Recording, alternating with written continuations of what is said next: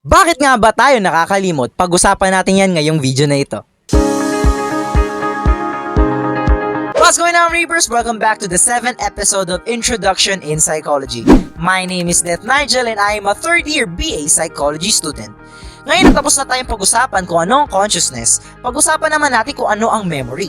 So in definition, ang memory, it is a mental process that allow us to encode, store, and retrieve information in our brain. And without memory, learning will be impossible. Wala tayong matututunan kasi wala tayong maaalala eh. And kung wala tayong memory, identity will be impossible. Di natin kilala kung sino tayo. And psychologists explain memory in 3 stages. Ano yun? Isa-isayin natin. So the 3 stages of our memory are, first, we have the sensory memory. The second one, we have our short-term memory. And the third one is we have our long-term memory. Unahin muna natin si sensory memory. So ang ating sensory memory, it is the shortest stage of our memory. So it holds information from our senses on what we see, what we hear, what we feel for a brief moment lang naman. Mga ano yan, yung duration niyan usually 0.3 seconds to 4 seconds bago siya mag-fade, makalimutan, or mag-convert yung information into short-term memory. Ganun lang siya.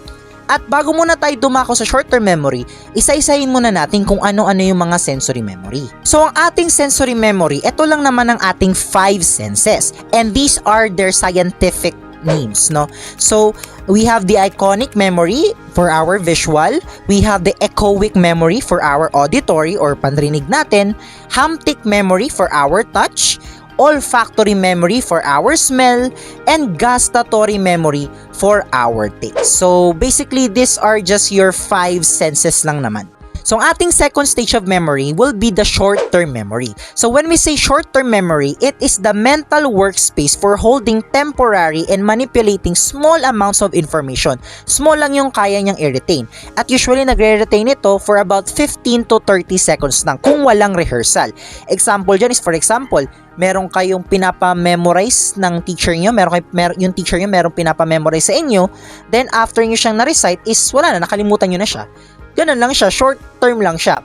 Natatandaan ko before, nung first year pa lang ako, merong pinapakapisado sa amin ng mission and vision ng school. Then after ng recitation is, wala, nakalimutan na namin siya. Well, yun. Ganun nangyayari sa memory kapag hindi siya nare-rehearse. When we say rehearsal, ito yung pinapaulit-ulit. So, paano nga ba nagre-retain yung information sa utak natin? Nangyayari po yan kapag yung short-term memory is nare-rehearse, pinapractice ng paulit-ulit.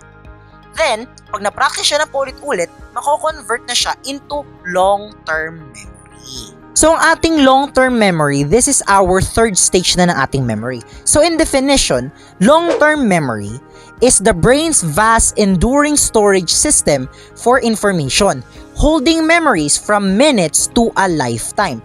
So, as you can see, these are your short-term memory na na-rehearse mo or di kaya napapractice mo ng paulit-ulit at nag-hold siya or nagko-convert siya into long-term memory. And in this long-term memory, nandito yung mga core childhood memory mo, yung mga hindi mo makalimutan, mga experience mo, mga skills mo, yan, nandito yan lahat sa long-term memory. Ngayon natapos na natin pag-usapan ng 3 stages of memory, let's talk about how does our memory store. So, meron tayong model here. So, if you look at this is the multi-store model of memory by Atkinson and Jeffrey noong 1968. So, let's get right into it. So, usually, magsa-start siya dito sa ating sensory input. So like for example, meron tayong nahawakan, nakita, naamoy, nalasahan, or narinig. Yung sensory input na yun is mapupunta yun sa sensory memory. Ngayon, kapag yung sensory memory na yun is nabigyan natin ng attention, like for example, yung nakita mo, binigyan mo ng, nagkaroon ka ng, ng focus or di kaya ng attention, it will convert into your short-term memory.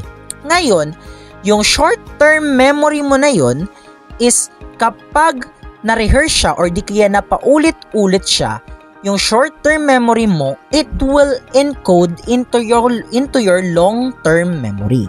So, as you can see here, the 3, sensory memory, short-term memory, and long-term memory, meron tayong forgetting. Because when your sensory memory doesn't have attention, it can be fade. Yung information, it will fade at it will lead to forgetting. Yung short-term memory mo naman is kapag hindi mo siya na-rehearse o di kaya na-practice, it will lead to forgetting also. Now, ano naman yung retrieval? So, for example, you're in a conversation tas meron nagtanong sa'yo, uy, kailan birthday mo? So, syempre, mag-aano yung utak mo, magkukuha yan doon sa store memory mo, which is yung long-term memory mo, para masagot yung information na yun. So, yung information na yun about your birthday, it will retrieve to your short-term memory para masagot yung question, then babalik ulit yan sa long-term memory mo. So, Nigel, bakit doon sa model merong forgetting na line doon sa long-term? So, doon na tayo papasok sa question natin, bakit nga ba tayo nakakalimot or why do we forget? There are 4 reasons kung bakit tayo nakakalimot. The first one is we have the encoding failure. The second one, we have memory decay. The third one is we have interference. And number 4 is we have the retrieval failure. Isa-isayin natin sila. Encoding failure. So to put it simply, encoding failures, these are the memories or the information na nakakalimutan mo because you did not paid enough attention or you did not learn it deeply. Example, yung mga lesson na inulit-ulit naman sa'yo ng teacher mo pero hindi mo siya natatandaan because you don't really care. To put it simply, you don't really care, wala kang pake sa certain information na yun, kaya wala, nagkaroon ng encoding failure. Yung pag-encode ng short-term memory na yun into your long-term memory is nag-fail.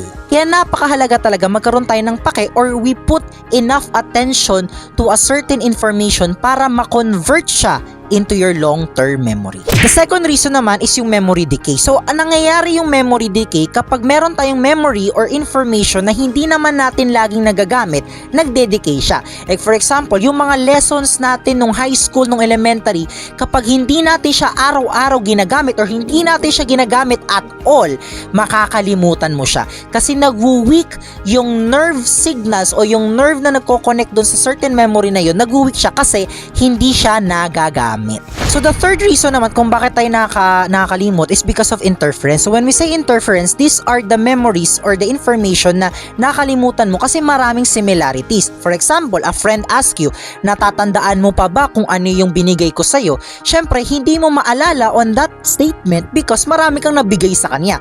Maraming mga similar memories or information na nagko-connect kasi marami kang nabigay sa kanya. So hindi mo alam which one yun at nakakalimutan mo yun because of it. Hindi lang naman dun sa specific scenario na yan, maraming bagay. For example, mga lessons or topic na similar naman, nakakalimutan mo kasi nagkakaroon sila ng competition sa isa't isa. Hindi alam ng brain mo which is which because similar sila.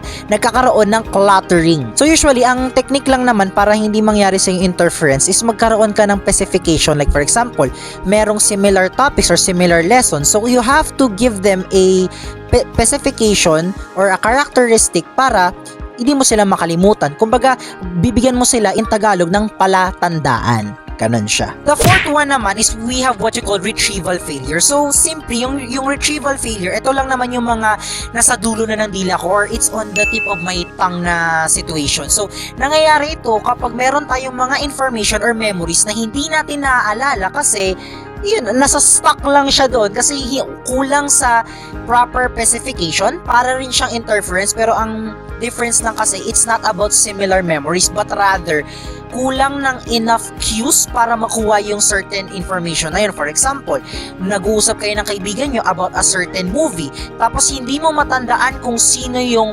artista na yun or anong name ng artista na yun kasi parang nakukulangan ka like hindi ko matandaan, like it's on the tip of my tongue, ganun. So nagkakaroon ng retrieval failure. Need mo ng little assistant, like for example, ganito ba, first letter, ganyan, yun, para maalala mo siya. So that's retrieval failure. So those are your 4 reasons kaya tayo nakakalimot. Actually, yung pagkakaroon ng pagkalimot is not really a bad thing. It is your way your brains to protect itself from mga harmful memories o yung mga memories na ayaw mong maalala or di kaya yung mga memories na hindi mo naman siya ginagamit, wala naman siyang kwenta.